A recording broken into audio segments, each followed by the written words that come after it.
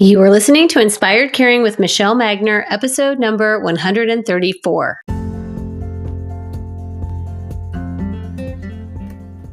Hello, welcome to Inspired Caring. I'm your host, Michelle Magner. If you are caring for an older family member, this is the podcast for you. Each week, I bring insight, tips, inspiration, and strategies to help you care for the people that you love without losing yourself along the way. Having cared for both of my grandmothers, I've helped manage everything from hospital stays, households full of belongings, to navigating senior living and end-of-life care. And I've worked in senior living as a result of that experience, serving my residents and their families as they've been on this journey too. Thank you for joining me today, and I hope you enjoy this episode of Inspired Caring.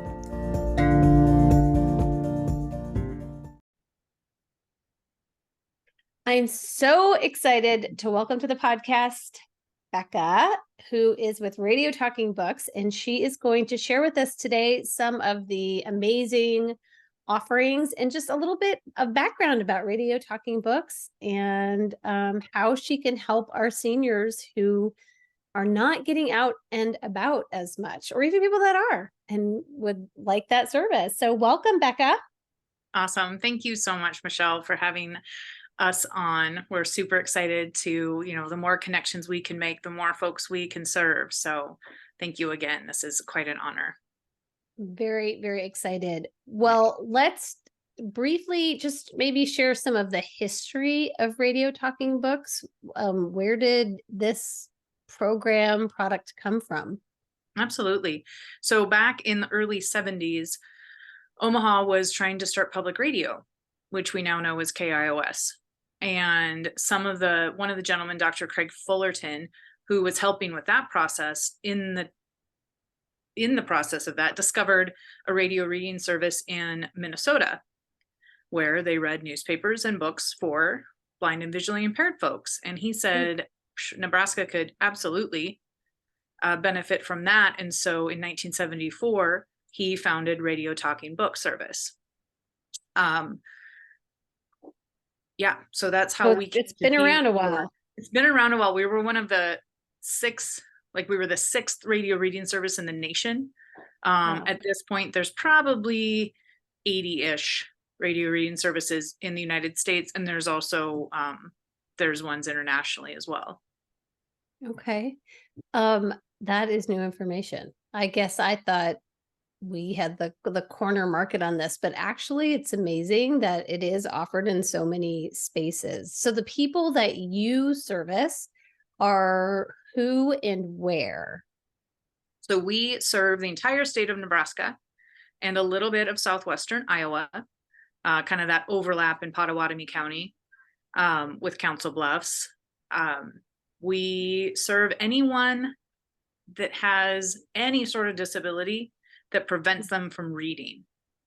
So it's pretty broad. Of course, the first things people usually think of are being blind or low vision, but also particularly with our aging audience, 82% of our listeners are over the age of 65. Then you start running into all sorts of age-related vision loss and also just aging. Someone with Parkinson's can't hold a newspaper anymore, right? We can read the newspaper. Difficulties associated with stroke, right? Again, you run into perhaps not vision loss, but just the ability to pick up a book or a newspaper anymore. So we keep that really wide because we do want to reach as many folks as we can. We don't require that you have a doctor submit your eligibility, so to speak. We just do ask for some contact information. And that's just kind of to make sure we're dotting all our I's and crossing our T's on our end. Because one of the great things about our service is because we serve a specific population that would otherwise not be able to access these materials, we are exempt from copyright issues, right? Yeah. And part of the way we do that is we have to send you a special radio so that we know, because we've received your application, we know you qualify, we can say, here's your radio.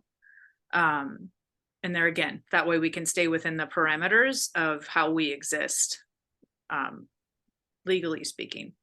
So it's a specific piece of equipment that once someone fills out an application, you're able to ship to them. Does it Mhm. cost any money to ship that radio, or is there a monthly subscription fee? Nothing. It is free all the time. Oh my gosh. Yeah. It is a loaned piece of equipment. Of course, we do ask that when it is no longer needed, that it gets sent back to us. But yep, it's totally free all the time. So Um, the equipment is free and the service is free, and it just literally you can tune in to different materials being read. So what are some of the things that you all read? Sorry. no, you're good. We read 21 regional newspapers.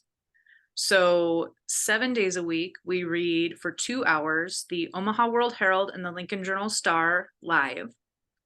Then beyond that, we have 19 other newspapers that we read. So we read the Council Bluffs Nonpareil, we read the Kearney Hub, we read the Scottsbluff Star Herald, the Hastings Tribune. We also we hit all of the, at one point we had like 10, I think, regional newspapers, and we kind of hit the papers that were still being published almost every day of the week. So we started to dive down into the next level of maybe weekly or bi-weekly publications. And last year we came out with the Southeast Nebraska newspapers. Okay. These were such that they were so short that we kind of put them all together. So we have Beatrice, Falls City, Pawnee City, Nebraska City, not Takema, because that's up north. Anyway, all of these Yeah. are the papers then that get put into the Southeast Nebraska newspapers. We added the Sioux City Journal, just because that little corner, northeastern, is going to have some overlap with the Sioux City area. So we really have just been trying our best to first and foremost bring you the local content. And then after that, we follow it with current. So some of the other local stuff we do, we read the department store ads and the grocery ads. Okay. The flyers that you would get in the newspaper. And even though some of those have disappeared, we've actually made the effort to find those online ads as well and read those, because a lot of times, even if you have the technology that can help you with that, it can't read most of those because of the presentation that they're in on the website. So we are reading Baker's ads and Hy-Vee ads and Walgreens ads and those sorts of things. Those are like all the ads that people look for immediately when they get their newspaper quite often. And I used to sell advertising for the World Herald. Yeah. And yeah, that was like a whole different department because it was so Yeah. extensive and massive, those grocery store ads. Yeah. Do you have sponsors or advertisers? So we have what's called underwriting, which is essentially be a sponsorship. It's a program we've tried to get off the ground for some time. Right now, CCA Home Care is one of our underwriters. The Seniors Blue Book is another one of our underwriters, and Hillcrest Healthcare. So they're the ones, then they all sponsor different things. Hillcrest sponsors our senior summary show. Seniors Blue Book does the grocery ads, and then CCA Home Care has our live reads. Okay. Yeah. And so that's always an option. Again, it's a program we're trying to grow, but it's in the works always. Yeah.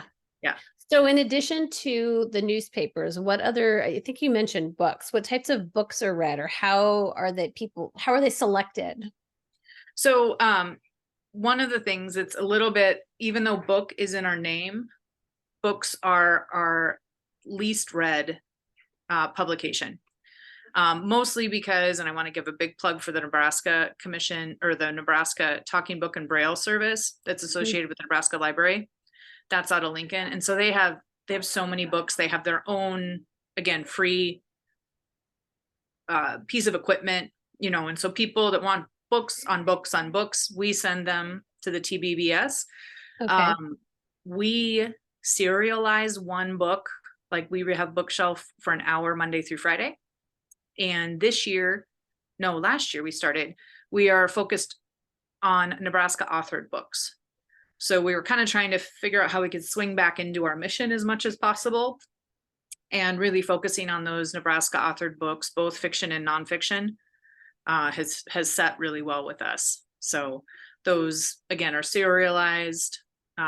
So you can, wait in anticipation of the next day to find out what's happened. The rest of our programming, if it isn't local, then comes from national publications. So we really want to try to be that connection between those print publications that people rely on. Sports Illustrated, we read the Wall Street Journal, we read from Time Magazine, The Week, Smithsonian. We have whole shows curated like consumer information, so you can be really specific there. Or we have things that are more wide open, like For Your Information. That's kind of a catch-all of a whole bunch of different magazines. How do people know what is coming on when? Like, I'm envisioning an audio TV guide of some sort. Like, how do people know what to expect when? Yeah, so we send out large print schedules with all of the radios that go out. And then on our website, you can access an audio version of it as well. Because of course we're just like a radio station, except that we don't play music. We play the voices of our volunteers. And so you get to tune in. If you want to listen to the, Omaha World Herald, you tune in at 10 a.m. or at 6 p.m. or again at 2 a.m. If I'm not mistaken. We added a third replay in the middle of the night for those night owls. So like traditional radio, you just listen to what's on, right? Okay. So you either have the schedule memorized or you have someone helping you with it. So you know that you want to tune in for the What's Cooking show, right, on Mondays, because Diane is amazing and it's very fun to tune into. Or you really want to listen to Pet Paws, which is all about our, furry friends and family.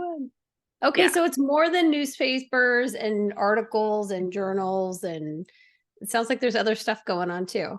Yeah, so we have stuff that would be considered a little bit more like entertainment, like What's Cooking, Diane, and she's so great. She curates to the season or if there's a holiday coming up, and she just really very thoroughly and slowly goes through whole recipes with folks. Pet Paws, they read from magazines like Dogster and Catster. So it's still a print publication, but it's, more, it's about our furry friends. And then we have a mystery theater that one of our volunteers reads every week. So think, Hitchcockian and maybe Agatha Christie, that sort of thing. And some of we have poetry on Sundays.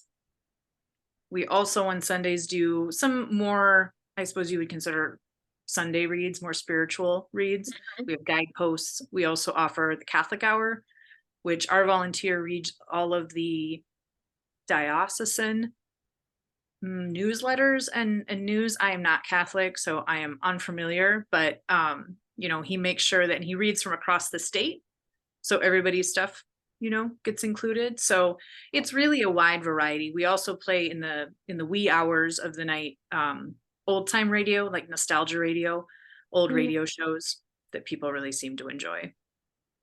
It's interesting when you were sharing about how you pick up the story the next day. I can't remember what you called that. Yeah.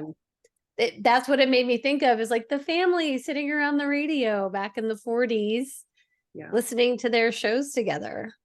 Yeah. And I think a lot of again, right now, at this moment in time, a lot of those aging listeners have that in their memory, right? Right. They're of an age that isn't foreign to them. They would have actually experienced it. So I think that's one of the reasons the radio concept has always been really appealing. One, it's simple, it's very accessible, right? You plug it in, you turn it on, you adjust the antenna a little bit. But we also know that's moving forward. While radio is great and accessible, people are consuming their information on so many different platforms and on demand and right now, and not at 10 a.m. and 6 p.m. So in 2017, we started offering podcasts of our more local shows. Not all of them are up yet. We have 3 podcast channels now. So we essentially take the live reading from today and pop it on. He's actually doing that right now, popping the 2 hours worth of Lincoln Journal Star and Omaha World Herald onto our podcast page, so that you don't have to rely on being sitting in front of your radio at 10 a.m. or 6 p.m. So can people access the podcast page without being a subscriber to the radio service, even though it's free? Yep. But tell me more about that. Yep. So that's one of the things when in 2016, we decided to start streaming. So prior to that, we had existed solely on a special FM signal. I like to think of them as secret FM radio signals. Okay. Which is why you need a special radio. You can't, like, we're on 91.5 in Omaha, which if you're a KIOS listener, you're like, no, you're not, because KIOS is on that. But they have a secret, well, it's not really secret, but it's called a subcarrier frequency. And so they've donated their subcarrier frequency to us. Across the state, then, Nebraska Public Media has donated their subcarrier frequencies. So, for instance, in Lincoln, we're on 91.1, right? Again, only on a special radio. And so with that, which is amazing, and we're so grateful for those partnerships, again, it's a radio. You can't break out of that mold. And so in 2016, we started streaming, and we started offering internet radio options for folks. At the same time, of course, you can go to our website and listen to us anytime you want, which is where all of our podcasts live as well, is on our website, as well as on iTunes. Yeah, on iTunes. So yeah, so they're available. They're a little bit more easily accessed than the stuff on our, than when we were just giving radios out. But for right now, we feel pretty confident. We put disclaimers on everything that say, hey, this is only meant for folks who are unable to access print materials. But people can go to our website, iTunes. And then just last year, we developed an Alexa skill. So we are now offering Alexa Echo Dots as your special radio receiver. Wow. Yeah, we're really excited about that, because while we did the best we could with our internet radios that we started offering in 2016, they were not accessible to set up. You had to have somebody sighted with you to set it up. Once it was set up, it was fine. You went back to that, turn it on, turn it off, adjust the volume. So we were excited to get something that was a little bit more accessible for everyone. And what the Alexa skill does is it allows folks to navigate. Not only they can drop into the live broadcast, or they can listen to the schedule for the day.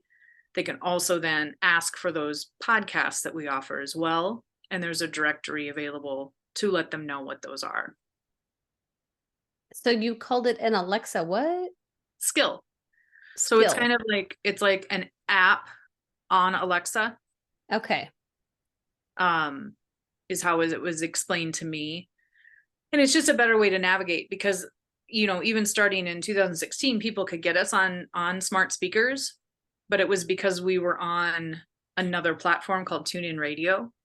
So they'd have to say, Alexa, play Radio Talking Book Service on TuneIn Radio. And all they could do was drop into our live broadcast, which was great, right? Because that's what was available.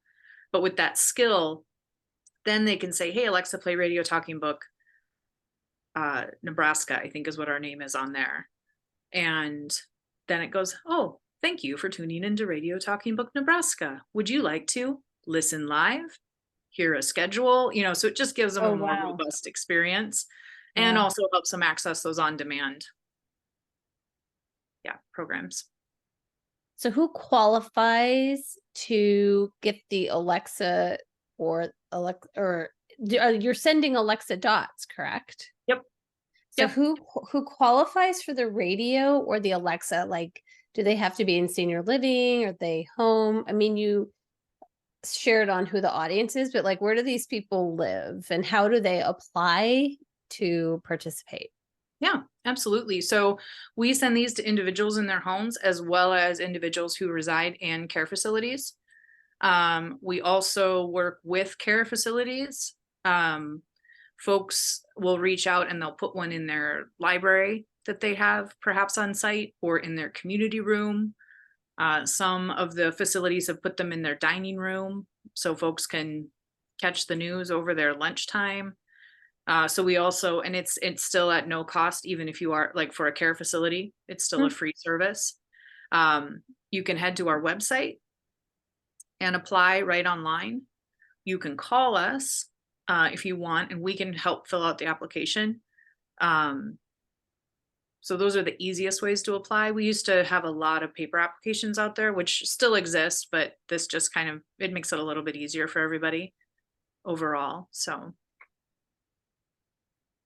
What am I not asking you? We've talked about where it generated from, who you serve, who qualifies to participate. It's totally free. We've talked a lot about the content that is served up on the platform. Mhm. What Yeah. am I missing? Am I missing anything? I think as far as, and so we call that particular part of us Radio Talking Book Network, um, RTBN. So I think as far as Radio Talking Book Network is concerned, I think we've really covered a lot of it. Again, I mean, I could sit here and list off all of our programs, but you can also head to our website and look at our program schedule. The other thing that there's two other things that we have as programs. One is Listening Link, where we read textbooks for college and university students who have trouble accessing the materials they need for successful academic completion. And then, which of course, I mean, may be of interest, right? You know, Oh my folks are gosh, taking yes. classes late in life. And then also just new this year, we handle audio description in the Omaha and Lincoln metro areas. And audio description is where trained describers provide the visual details of community events like parades, Broadway plays at the Orpheum, Rose Productions at the Rose Theater. We're partnering with Omaha Community Playhouse this upcoming season, and that way, then we're able to again provide those visual elements that are happening on stage or again in a parade for those folks who are blind or low vision. And it's really been fantastic. I've been describing since 2016. Mm. Um, Way back in the 90s, Radio Talking Book Service did audio description. And then when the gentleman that spearheaded it retired, late 90s, early aughts, the program retired with him. And so luckily in 2016, Outlook Nebraska brought it back to Omaha. And then they set it down at the end of 2021, no, 22. And we picked it up and it's nice to have it back home. I love the Orpheum, one of the last shows at the Orpheum. I saw a woman and her partner and she had a cane and they went past us twice, our little booth. Mhm. And I thought, you know what? I don't think she knows we're here because some people don't know. And so I went over and caught them before they went in the theater. And I said, hey, just so you know, this performance is going to be audio described if you'd like to give it a try. And she was like, sure, I've used it at home, but I've never used it at the theater. And when she turned her device back in at the end of the play, she said, I almost started crying because it made such a difference in my Mm. experience. And again, there's still, when we talk about the aging population, there's a lot of them that are still going to the Orpheum or Omaha Community Playhouse to enjoy these shows. And little by little, it's harder to see things on the stage, you know, Right. and that's what we're there for. It's pretty And awesome. and it can be hard to hear Right. And a in lot those of theaters. theaters have those ear things already, but many of them were not doing the audio description. Yeah. So, What I love so much about all of this work is that I think one of the things with our aging population that people just miss out on are points of connection with other people around topics that are of value and important. We get very caught up in the small talk of like the weather and the Husker game and things like that. And this is such a valuable service to people so that they have information to generate and participate in the conversations that feel more meaningful to them. Yes. We had a listener that said almost exactly that. She said, I still get out every once in a while, and I like to know that I'm up on things, that I can participate in conversations. One of the other things you just sparked, we do special programming throughout the year. For instance, we read the League of Women Voters voting guide. I think I just said that twice, but we read Yeah. the guide they put out leading up to the elections, because again, we're talking about access to real engagement in your community. We had a woman write and say, I voted for the first time in years because you guys played that. Right. So it's making connections with your furry friends, but it's also making connections with your civic engagement, if that is the way that you want, right, to participate in your community. And we really try to bring as much of that stuff forward as we can. And let's remember that the baby boomer generation were huge activists. I mean, this, I think, was the generation that really turned the tide on so many of our issues. My mother, who is 78, was one of the first civil rights movement people in Kansas, arrested and everything, desegregated the city pool, right? This whole generation were really at the forefront of so many huge movements. So having valuable, real information is just so important. Yeah, we have a community conversations. I think you've been on in the past, perhaps, Jane. And so we bring in folks that either directly speak to the population we serve, or just really interesting human beings that we like to have in space, because again, we're talking about, these are interests and passions that everyone still likely has, regardless of how they can navigate their community, right? Right. We brought in the voting commissioners from Sarpy and Douglas County one year when they switched the the machine, and they brought the machine in so that folks could hear on air, like what it would sound like when they were going to interact with it. Again, just really trying to make all of these options open and available so people feel empowered. Yes. To, again, participate at whatever level it is that they can, right? We have some volunteers that'll say, oh, I was going to read this article about this art exhibit, but I just kind of thought that maybe that might make people feel bad. And it's like, no, these are fully formed human beings. They have a vast variety of interests. And there isn't one reason why people listen to us, right? So let's treat them with the dignity that you would a fully formed human being. Read the art article. It's not you to judge whether or not they're going to feel excluded. Yeah. Well, and we're teetering there, right, on opinion and content curation and things like that versus just putting it all out there. Is everything in English? We just started, I'm glad you brought that up. This year, we just kicked off our first Spanish language programming. We're partnering with Mundo Latino. They have been the bridge to the Hispanic community here in Nebraska, a little bit of Iowa, and some South Dakota since 1999. They have a print publication, they have digital publications, and they do a broadcast. So they are reading their print publication for us. So that is available now as well. Yeah, amazing. We're excited about that. All right. Anything else that I'm missing that would be important for people to share? Can you, after that, also remind us of your website or share with us your website? Yeah, for sure. No, I think just, again, thank you for having us on. Thank you for helping us connect with more folks. Oftentimes, I will also say, I guess, oftentimes we're brought into people's homes by loved ones. Not always is it the person who may benefit from us that's making the request.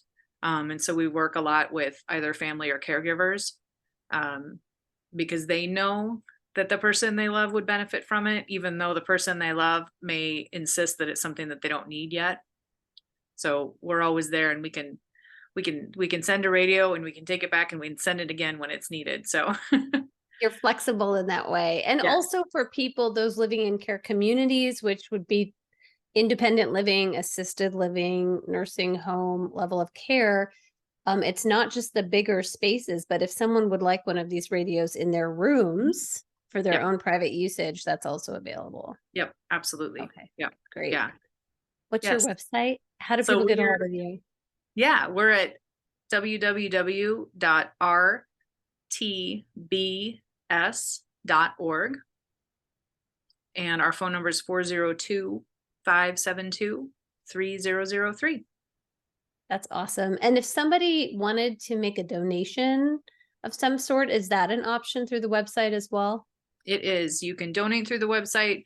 You can also fill out volunteer applications. Should anyone hear this and be interested, we're always looking. We have about 80 consistent volunteers that we see on a regular basis, but we are always looking for new voices to bring the printed word to life. So That's awesome. Well, thank you, Bekah. thank Appreciate you, you being here. Michelle. What I know for sure is that things are going fine until they're not.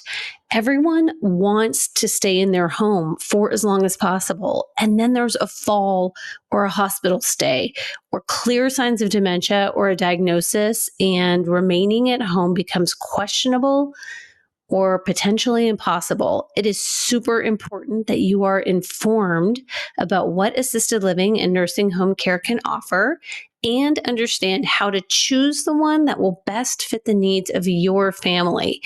I know from personal and professional experience what objections are going to come up and how to navigate those conversations.